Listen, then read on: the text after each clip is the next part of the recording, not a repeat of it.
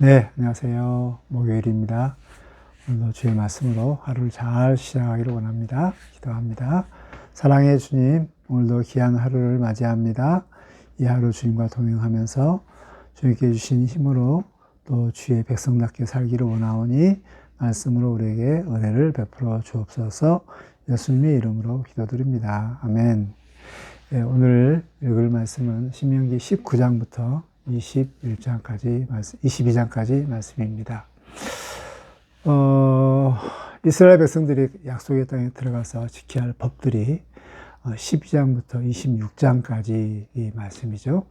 그러는데 12장부터 18장까지는 하나님에 관련된 1장부터 하나님에 대한 이러한 계명들에 대한 이 부분이라면 이제 19장부터 25장까지는 공동체를 위한, 즉 관계, 이렇게 사람들과 함께 사는 이런 법들에 대한 법으로서 이제 우리 보면 10계명에 6계명, 7계명 이렇게 쭉 설명이 되어집니다. 특별히 이제 19장부터 22장까지는 살인하지 말라, 그리고 가늠하지 말라라는 이 두 가지를 공동체 생활 가운데서 실제적으로 생활하는 데 이러한 법들을 자세하게 지침한 내용이 바로 오늘 이 말씀입니다. 특별히 19장의 도피성, 그리고 20장의 전쟁에 나가서 전쟁하는 법, 그리고 전쟁 나간 이후에 이제 이런 포로를 어떻게 또 할 것인가, 뭐 이런 것에 대한 법들이 나와 있습니다. 그리고 이제 21장에 살인자들에 대한, 살인 사건에 대한 이런 구체한 이런 내용들이 쭉 나와 있고, 또 생명을 존중하는 이런 내용이 나와 있고, 마지막 22장에 이제 순결법, 즉 아내가 이렇게 처녀가 발견되지 않았을 때, 됐을 때 이런 법들에 대한 내용들이 쭉 나오고 있습니다. 가장 크게 이제 오늘에 우리가 생각해야 할 것은 하나님 나라에서는 굉장히 중요한 그 가치가 생명을 존중한다는 것입니다. 그래서 어떻게 생명을 존중할 것인가? 부정적으로는, 소극적으로는 살인하지 말라라는 말은 생명을 소중히 여기라 라는 이런 이 말씀입니다. 그래서 참 읽어보면 감동적인 것들이 참 많이 있는데, 도피성에 대한 이 부분들도 도피성에서 들어가서 살 수 있는 자, 살지 못한 자들을 분명히 구별하면서 고의로, 예를 들어서 도끼질을 하다가 고의로 사람을 죽였을 때, 그때 죽임당한 이 사람들의 피해자들이 분노, 복수에 차서 혹시 고의로 죽이지 아니하는 사람들을 다시 생명을 취할까봐 그 생명을 보존하기 위해서 이 도피성의 이러한 이 제도를 만든다는 것이죠. 도피성은 철저하게 정말 억울하게 이렇게 죽임당한 것을 보호하는 이런 것입니다. 그런데 만약 고의로 기다렸다가 사람을 죽였다, 이것은 도피성에 들어올 수가 없어요. 이것은 생명을 보존할 이유가 없죠.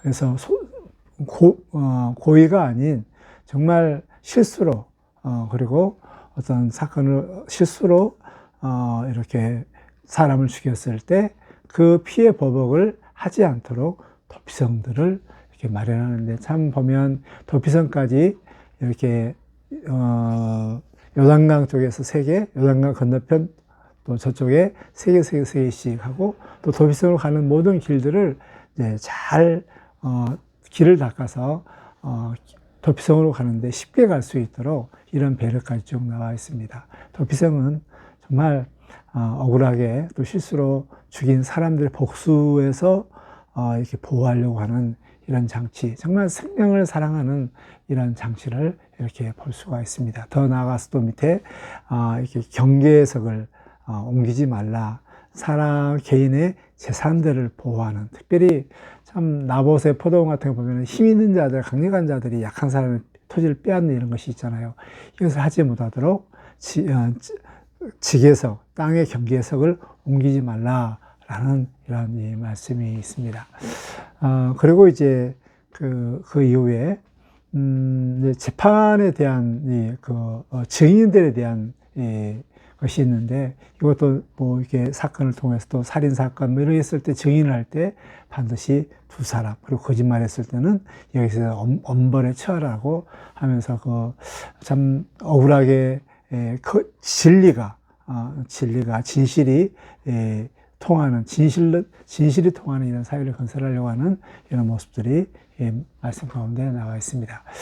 살인하지 말라 가운데서 그 사이에 전쟁법들이 아주 나와 있는데, 이 전쟁은 사람을 죽이는 이런 것이잖아요. 전쟁법들에 대해서 이렇게 말씀합니다. 전쟁을 할 때 가장 중요한 것은 서론적으로 하나님께서 이 전쟁을 싸운다, 성전의 이런 개념으로 이렇게 설명합니다.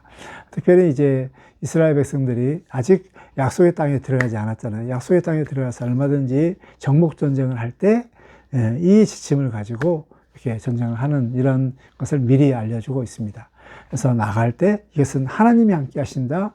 그래서 절대 적의 숫자가 많고 적음에 따라서 많음에 대해서 두려워하지 말라, 막 이렇게 말씀하고 있습니다. 전쟁 나갈 때 제사장이 먼저 나와서 이스라엘 백성은 철 앞에서 저들을 이제 격려하죠.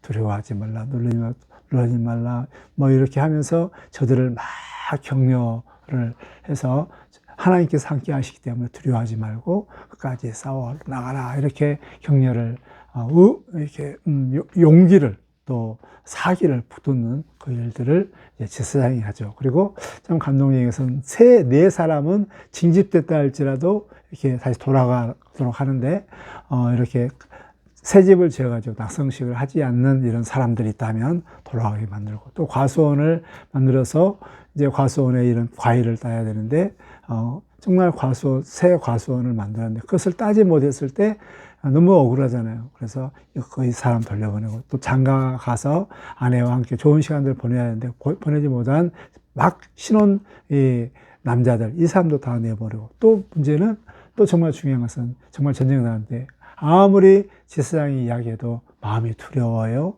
정말 두렵고 떨려요. 무서워한 사람이 있습니다. 이런 사람들까지 다 돌려보내는 이런 참 감동적인 은혜로운 이런 이 규정들이 있습니다. 그리고 이제 전쟁에 나갈 때 이스라엘 백성들과 가까이 있는 이런 도시들은 헤렘, 모든 것을 다 죽이라. 전쟁하는 방법도 먼저 평화를 하고, 만약 굴복하면 종으로 여기고, 또 하지 않았을 때는 성을 에워싸고 또 안에 들어가서 헤렘 정쟁을 하라고 그러는데, 이런 모든 전쟁의 법칙들은 이제 이스라엘 백성과 멀리 떨어져 있을 때는 그렇지만, 이스라엘 백성 내 가까이 있는 기브스 안에 있는 가나안 족속이라든가 히위 족속, 이런 아모리 족속, 이런 족속의 경우에는 모든 생명 있는 것들은 싹 죽이라고 이렇게 말씀합니다. 왜냐하면 이스라엘 백성들의 생명을 보존하기 위해서, 저들이 악한 이런 우상과 종교 이런 것들이 들었을 때 결국 그 나쁜 습관 이런 것들이 들어왔을 때 이스라엘 백성들에게 전염되거든요. 그래서 저들을 완전히 헤렘, 이렇게 다 전쟁하라, 다 진멸하라라고 이렇게 전쟁법들을 이야기를 하고 있습니다. 그리고 나서 이제 이렇게 이제 살인죄에 대해서 사실 21장에 대해서 살인 사건이 났는데 범인이 없을 경우는 어떻게 할 것인가, 이거에 대해서 제사장과 또 장로들, 가까이 있는 장로과 제사장들이 그 부분들을 하나님 앞에 다가타고 좀 이렇게 무죄한 이런 것을 제도를 좀 만듭니다.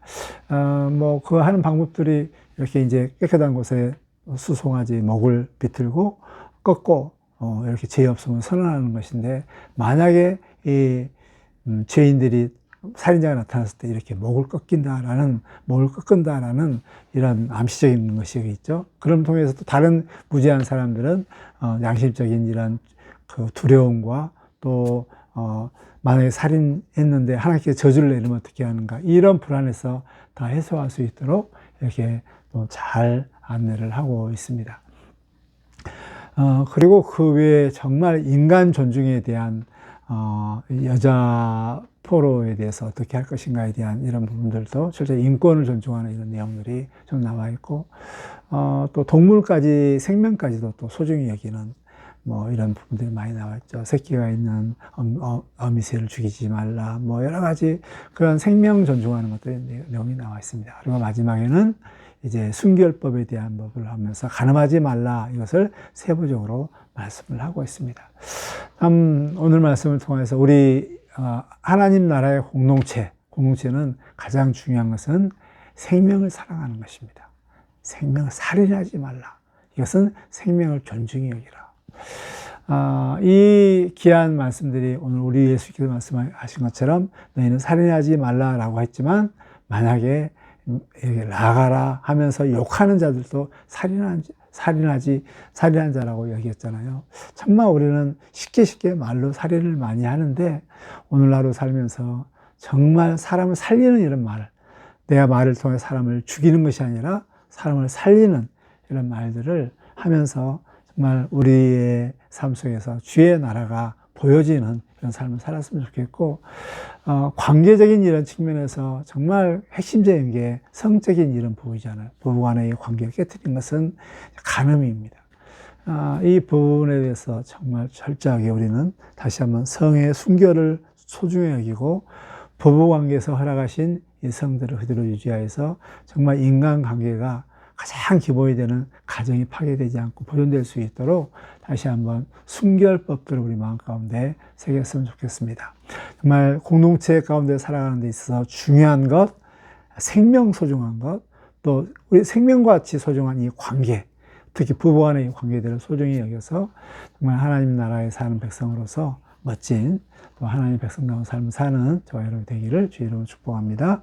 하나님, 우리 하나님께 생명을 소중히 여기고, 그래서 살인하지 말라, 관계를 중요하게 해서 간음하지 말라라고 말씀하셨습니다. 이 말씀을 구체적으로 어떻게 적용할 것인가 세부적으로 말씀해 주셨는데, 아버지 하나님, 우리 주께서 하신 이 말씀을 기억하면서 우리가 입술로 사람을 죽이지 않도록 도와주시고, 입술로 사람을 살려내는 이런 귀한 살리는 사람 되게 하여 주옵소서. 정말 성이 무너진 가운데 부부간의 가정이 깨지는 경우들이 너무 많습니다. 불쌍히 여겨주시고, 우리 믿는 사람들 안에서 이 귀한 성적 순결을 유지하며 또 중요히 여길 수 있는 우리의 삶이 되게 하여 주옵소서. 예수님의 이름으로 기도드립니다. 아멘.